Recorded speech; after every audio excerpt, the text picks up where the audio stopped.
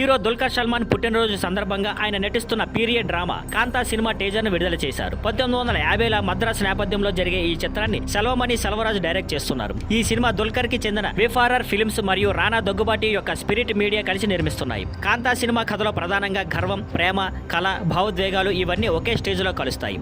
కథలో ఉన్న 2 ప్రధాన పాత్రలు ఇద్దరు గొప్ప ఆర్టిస్టులు. వాళ్ళలో ఒకరు అయ్యా, ఒకరు లెజెండరీ డైరెక్టర్. అతనే తన స్నేహితుడు చంద్రన్ అనే యాక్టర్ కి స్టార్డమ్ తీసుకొచ్చాడు. కానీ ఓ సమయంలో వాళ్ళ మధ్య బంధం చెడిపోతుంది. అయ్యా ఒక లేడీ సెంట్రిక్ సినిమా శాంతా తీయాలని మొదలు పెడతాడు. కానీ అప్పటికే స్టార్ అయిన చంద్రన్ ఆ ప్రాజెక్ట్ ను తనదిగా మార్చుకుంటూ కథను మార్చి సినిమా పేరును కాంతాగా మార్చేస్తాడు. దుల్కర్ సల్మాన్ ఈ చంద్రన్ పాత్రలో నటిస్తూ ఒక ఆర్టిస్ట్ కి ఉండే అభిమానం, లెగసీ, స్వార్థం మధ్య జరిగే లోపలి పోరాటాన్ని అద్భుతంగా చూపించారు. సముద్రకని అయ్యా పాత్రలో బాగా ఆకట్టుకున్నారు. భాగ్యశ్రీ బోర్సే కూడా తన పాత్రతో గుర్తించుకునే ఫీలింగ్ ఇచ్చారు. ఈ సినిమాలోని విజువల్స్ కి అసలైన జీవం ఇచ్చింది cinematographer Danny Sanchez లోఫెజ్. Art direction కి థా రామలింగం.